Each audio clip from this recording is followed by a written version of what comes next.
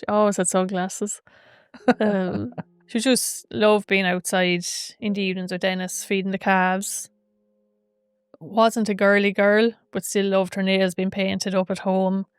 I suppose it came to her second birthday then, and I had that month off between parents' leave and childminder was on holidays.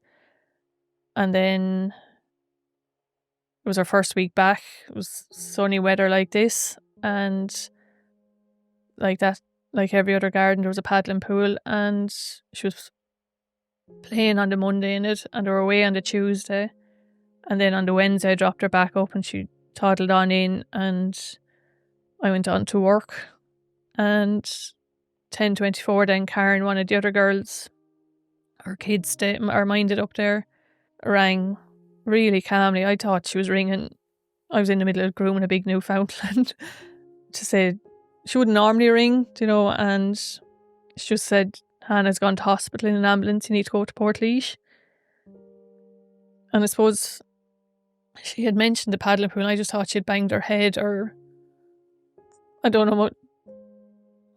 You just think, oh, she just after scratching herself or banging her head, or that's not what comes to your mind. And I remember going, all right, okay.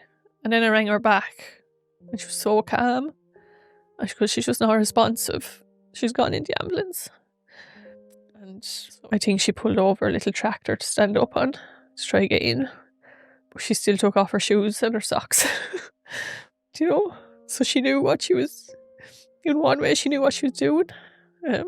Sure, now going by the post-mortem and everything, they reckon it was only a few seconds or less than a minute or two. I suppose that week we would have taken anything to save Hannah. Anything. So I think my thinking was, if we can save one little child, it's a mad feeling to think her little heart's still out there beating. That's surreal. I think the heart's such a major organ. You're kind of like, how is it still out there working away? Yeah, we are glad we done it. Yeah. To help little kids, and the mammy is flying it. I think she's a new lease of life with her 2 kids, and unfortunately Hannah doesn't need them. So why not give somebody else a chance of life? Yeah.